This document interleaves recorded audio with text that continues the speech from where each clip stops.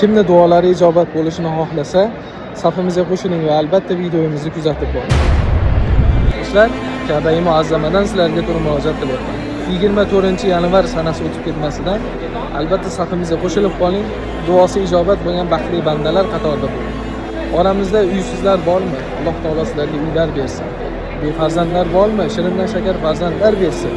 Qarzdorlar bormi? Albatta qarzlaringiz yechiladi. Najot istayotganlar, kasallar bormi? Alloh taolo shifoyi kunda karamat aytadi. Qachon? 24-yanvar kungi hayramizga qo'shilsalaringiz, safimizga qo'shilsalaringiz, yetimlarga, miskinlarga, boquvchisini yo'qotgan, nogironligi bo'lgan yurtdoshlarimizga ko'mir hayrasini tashkil qilganmiz. Jonajon vatanimizda qishning qahraton sovug'i kezyapti. 24-yanvar kuni sizlarning tushirgan ehsonlaringiz bilan, qo'llab-quvvatlashlaring bilan ushbu xonadonlarga ko'mirlarni olib kirib, duolarini olamiz albatta. 10 ming so'm bo'lsa ham ushbu qoldirgan kartalarimizga ehson qiling.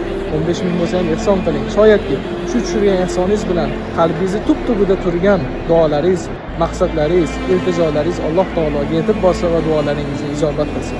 Bizlar avvalgi hayralarimizda ham ko'pchilikning duolari bilan ko'pchilikning ishlari bitdi. Ko'pchilikning qarzlari uzildi. Ko'pchilikning farzandlariga Alloh taolo barakotlar berdi. Keyinlar bu safargi hayramizga ham qo'shiling. Ozgina summa bilan bo'lsa ham safimizga qo'shilib qoling. Pulingiz yo'qdir kartingizda.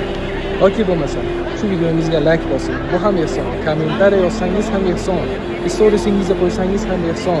Bu videoni ko'pchilikka jo'natsangiz ham ehson bo'lsa. Faqat bee'tiborlardan bo'lmasangiz bo'ladi. 24-kuni inshaalloh ko'mir haylalariga start beramiz. Ungacha qo'llab-quvvatlashda, ehson tushirishda paydan bo'linglar.